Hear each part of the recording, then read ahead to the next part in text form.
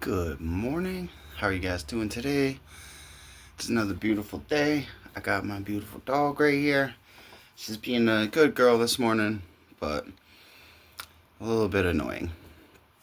So, I've decided to come through this morning and I'm going to review a newer movie.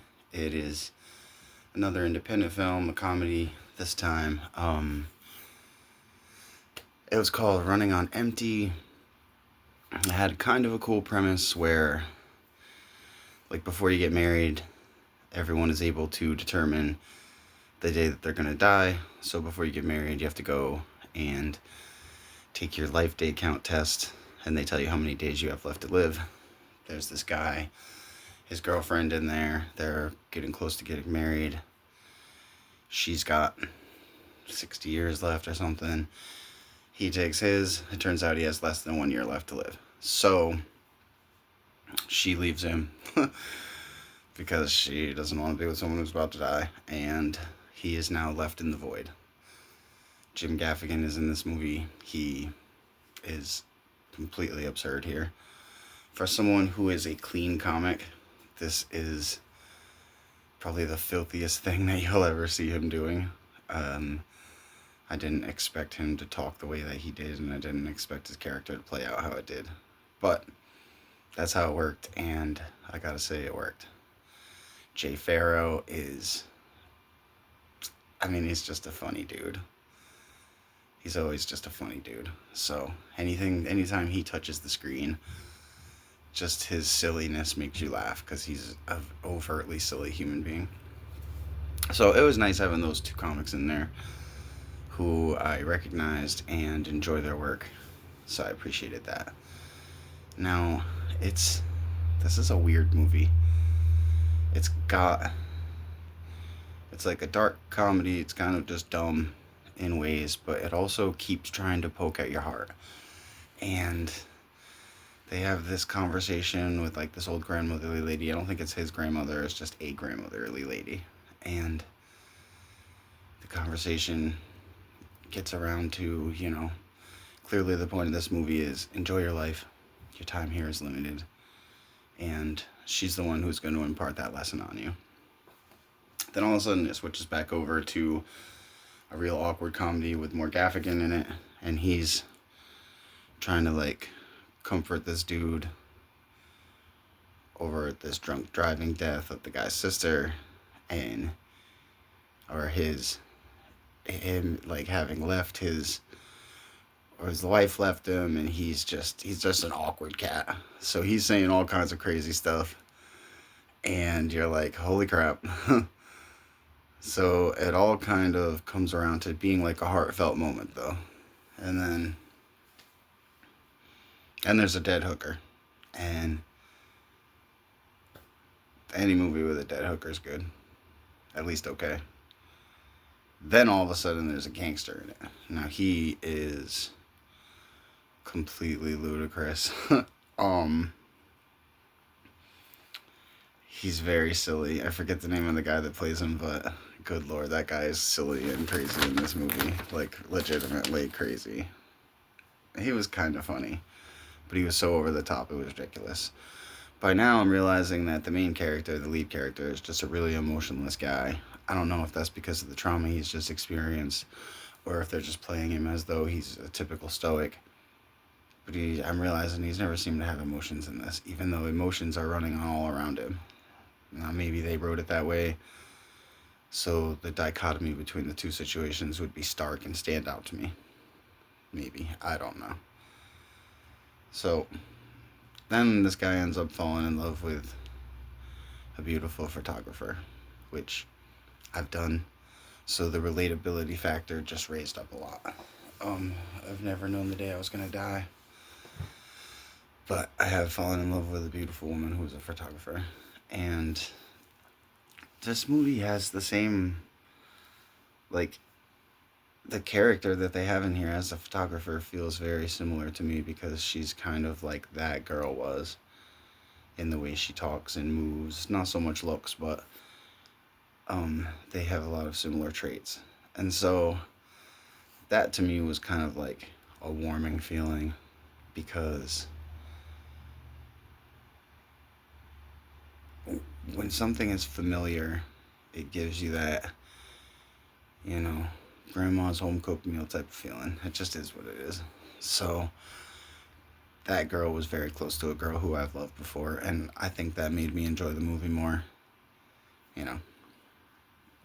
So his ex here, you know, she pops back in the movie. She's evil. She's devious. I've also dealt and fallen in love, unfortunately, with a woman like that. So when you fall in love with a woman who is devious and willing to lie to you and willing to do things behind your back, then that's a terrible person to fall in love with. And although they go,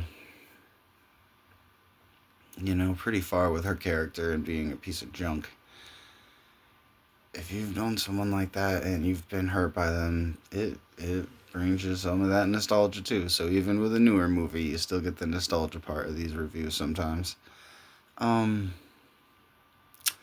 this movie starts off like an absurdist comedy, like a dark absurdist comedy, and eventually it kind of folds its way into like a romance comedy, like a rom-com type of a movie. After it calms down some of what it's got going on, when it picks back up, it's, you know, in a different place. So then all of a sudden, it's like this rom-com. Then it goes sweet again. And it's a weird sweet because there's this, you know, he's like embalming.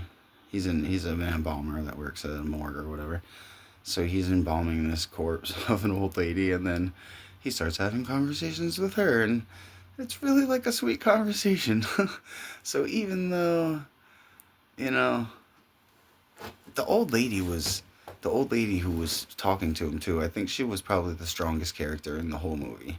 Her speech was awesome, and it was heartfelt, and it was warming. And then all of a sudden it drives right back into the graphic violence with the pimp dude. And the violence is graphic. And then the violence is done. The soul searching stuff is done. And the ending turns into this bittersweet thing where, I mean, you knew ultimately what was going to happen. You know what I mean? So, but the movie is good enough because it speaks to a few things that are true to human beings. And even just for an absurd little comedy, if you look in these things, you find stuff. And that's the point of art, man. So take a deep dive into stuff. Think about what it means objectively, physically, spiritually, and it'll help you out. Because this movie does speak to love always being worth it. Just because one person may have shitted on you in the past, or just because you don't have as much time left as you wish you had, or just because you don't think you're worth as much as other people are worth, you matter. Life matters. We all matter. And it's never too late to love someone. Ever. Even if you just have a month, it's better than zero time. So don't forget to love as much as you can, and do it truthfully and honestly. It's important. And sometimes even a dumb little comedy will make you think that. And the other thing is, while you're doing that loving, try to laugh. Because life is absurd. And there's nothing we can do about that. So the best bet you got is to love and laugh. Live, laugh, love. Maybe they were a little bit brighter than I always kind of thought with those little trite sayings. Because it is important. And I hope that you guys have a wonderful day. I'm going to give 2024's running on empty an 8. It is silly, but if you're looking for a silly little thing to fill some space with that was decent enough and you know, it's a little silly date night movie.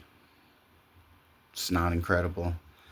I give it an 8 because I think the point of it is important. If they hadn't honed in on that point and I felt spoke towards it with some kind of clarity, probably would have given it like a 6.5.